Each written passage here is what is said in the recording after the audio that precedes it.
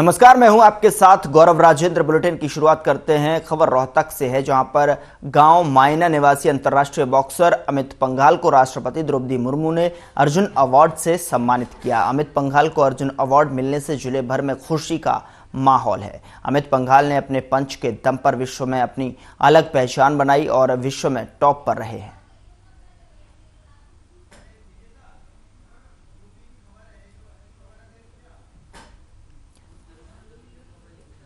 तो राष्ट्रपति द्रौपदी मुर्मू ने सम्मानित किया, अर्जुन अवार्ड से नवाजा गया, सम्मानित किया गया। अंतर्राष्ट्रीय बॉक्सर अमित पंघाल को सम्मान दिया गया।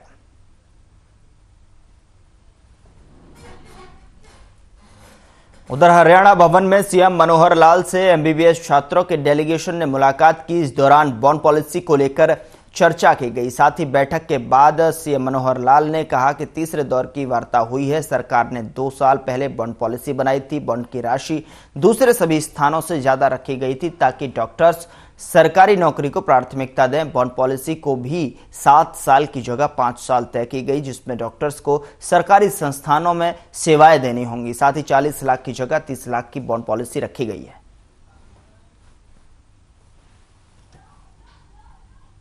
मेडिकल कॉलेज के स्टूडेंट्स हैं, एमबीबीएस के स्टूडेंट्स, उनके साथ एक लंबी वार्ता हुई है। वैसे तो वार्ता के 2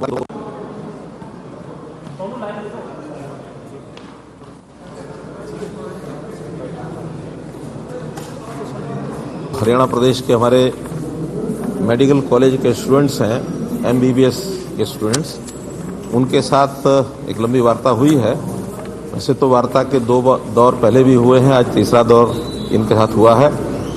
हमने 2 साल पहले एक पॉलिसी बनाई थी मेडिकल स्टूडेंट्स के लिए कि जिसके अंदर कुछ उनकी बॉन्ड की राशि बढ़ाई थी, कुछ टाइम पीरियड भी बढ़ाया था।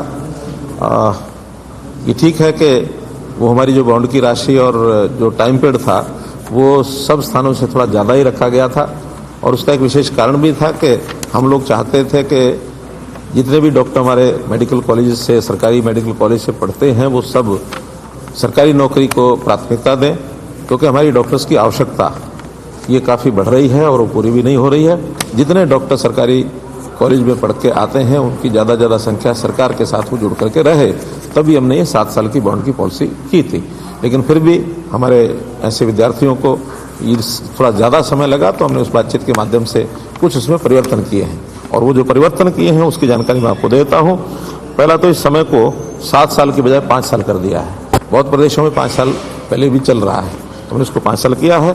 और इसमें हालांकि डिमांड इसकी कम थी, लेकिन फिर भी अपनी ओर से हमने जो पीजी का टाइम पीरियड है 3 साल, वो इसके अंदर इंक्लूड कर दिया है। यानी एमबीबीएस करने के बाद अगर कोई विद्यार्थी पीजी भी करता है तो 5 साल के अंदर वो भी काउंट हो जाएगा। बहुत बड़ी राहत पीजी करने वालों को इससे मिलेगी। जो राशि हमने तय की थी कि 40 लाख रुपए का बॉन्ड माइनस फीस लगभग 4.5 लाख इनकी 4 सालों में ली जाती है, तो अब उसको 10 लाख रुपए कम करके 30 लाख माइनस फीस, अर्थात 25-26 लाख ही उसकी राशि बनेगी। और ये सबको नहीं पे करनी है, पे केवल वही करेंगे जो कहीं अगले 5 साल में एमबीबीएस करने के बाद सरकारी जो उनको सैलरी मिलती है उससे ज़्यादा पैसा अगर वो कहीं लेने के लिए प्राइवेट नौकरी में जाते हैं तभी उनको पे करना है। और उसमें मैक्सिमम उनकी जो 1 साल की आरएमआई बनेगी वो लगभग 40-50 हज़ार के आसपास बनती है। लेकिन अगर वो कहीं 1.5 गुना से आसपास कमाते हैं तब जाकर के उनको वो देना है। अगर 1 लाख से ज़्यादा कमाते हैं तो उसमें जो पार्ट पेमेंट होगा वो करेंगे, बाकी पार्ट पेमेंट सरकार करेगी।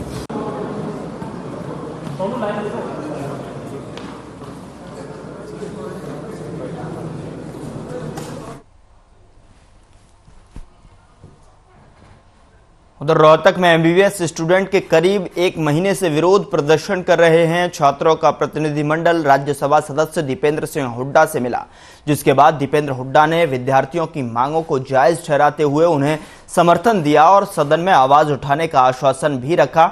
1 महीने से जारी आंदोलन के बाद 40 लाख की बॉन्ड पॉलिसी को लेकर कोई हल नहीं निकला है। ना तो सरकार झुकने को राजी है और ना ही छात्र। ऐसे में स्वास्थ्य सेवाएं प्रभावित हो रही हैं। रोहतक पीजीआई में पहुंचने वाले मरीजों को दिक्कतों का सामना करना पड़ रहा है।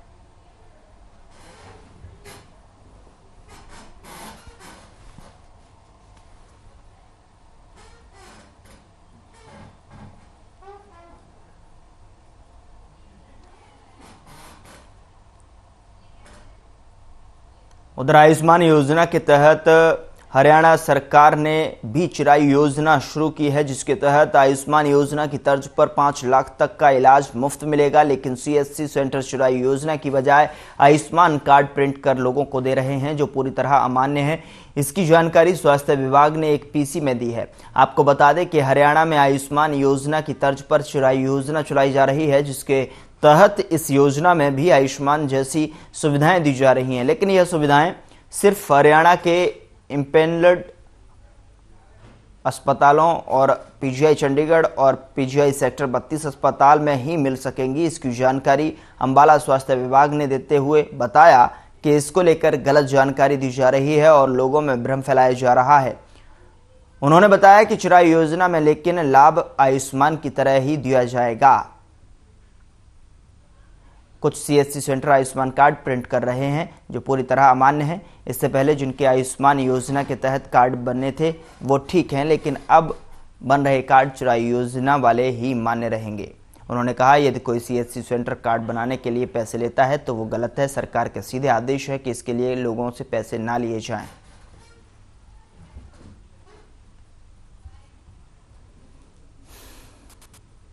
के चैनल के माध्यम से हम जनसाधारण को एक इम्पॉर्टेंट इन्फॉर्मेशन शेयर करना चाहते हैं। जैसे कि आपको और आपके सारे जो भी व्यूअर्स हैं उनको सबको पता है कि हरियाणा में चिरायु योजना के नाम से जो है वो एक योजना शुरू की गई है, जिसमें अंत्योदय परिवार जिनकी सैलरी एक वार्षिक आय 1,80,000 से कम है, उनको आयुष्मान भारत का सारा बेनिफिट जो है वो मिलेगा।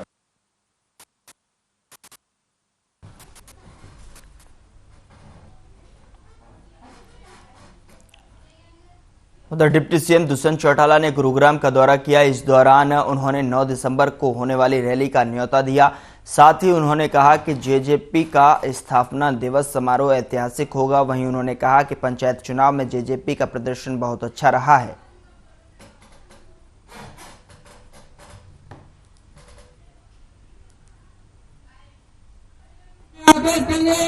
हम 9 तारीख को पार्टी का 5वां स्थापना दिवस भिवानी बनाया जा रहा है। आज गुड़गांव के अंदर जिले के सभी साथियों को उसके लिए आमंत्रित भी किया है, जिम्मेवारी भी लगाई है कि ज़्यादा से ज़्यादा संख्या में सभी साथी भिवानी पहुंचकर पार्टी के 5वां स्थापना दिवस को ताकत देने का काम करें। वही डॉक्टर अजय सिंह चौटाला जी को ये दर्शाएं कि उनका संगठन, उनका पौधा आज फल देने वाला पेड़ बन चुका है और यही इसी प्रकार से साथी मेहनत कर प्रदेश में संगठन को और नई ऊंचाई पर पहुंचाएंगे।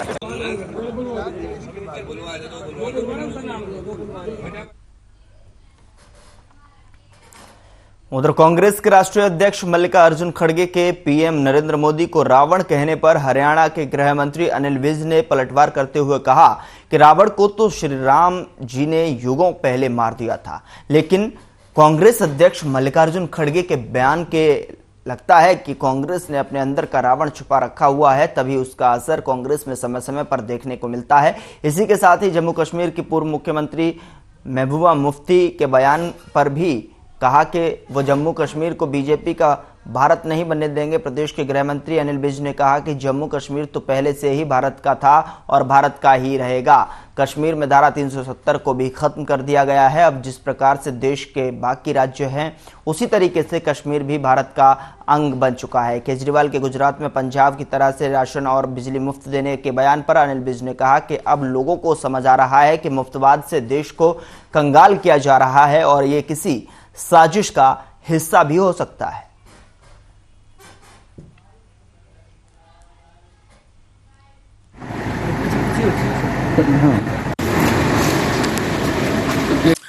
देखिए, कश्मीर है ही भारत का, था ही भारत का। ये तो जवाहरलाल नेहरू जी की गलती से उस समय के लिए हमारा होता हुआ भी हमारे से अलग हो गया था। अब उस गलती को देश प्रेमी भारतीय जनता पार्टी की सरकार ने सुधार दिया है। कश्मीर से धारा 370 को खत्म कर दिया है। अब जिस प्रकार से इस देश के बाकी प्रांत हैं, उसी प्रकार से कश्मीर भी बन चुका है। अब मुफ्ती मोहम्मद को नजर आता है या नहीं आता? नहीं आराम से।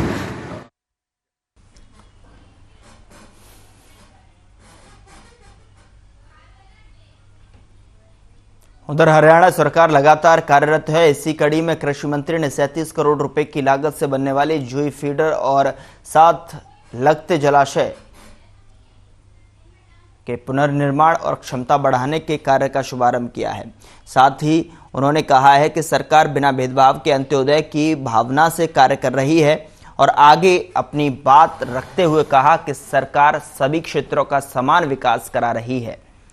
सरकार कोल्ड स्टोरेज, फीड मिल और बड़ी परियोजनाओं पर किसानों को करोड़ों रुपए का अनुदान दे रही है। कृषि मंत्री ने कहा कि मुख्यमंत्री मनोहर लाल से ईमानदार आज तक कोई मुख्यमंत्री नहीं हुआ है जिसने 90 की 90 विधानसभाओं में समान विकास कराया हो। आपको बता दें कि प्रदेश के कृषि और पशुपालन मंत्री जेपी दलाल ने 44,000 नंबर बुर्जी तक 30 करोड़ में पुनर्निर्माण करवाया जाएगा। 7 करोड़ रुपए की लागत से 70 एकड़ में बने जलाशय को पक्का कर क्षमता बढ़ाई जाएगी, जिससे नहर बंद होने के बाद किसानों के लिए सिंचाई के लिए प्रयोग कर सकें। जिसकी जूही फीडर के पुनर्निर्माण के बाद 750 क्यूसेक से बढ़कर 970 क्यूसेक पानी की क्षमता हो जाएगी। इस दौरान कृषि मंत्री ने जन समस्याएं भी सुनी।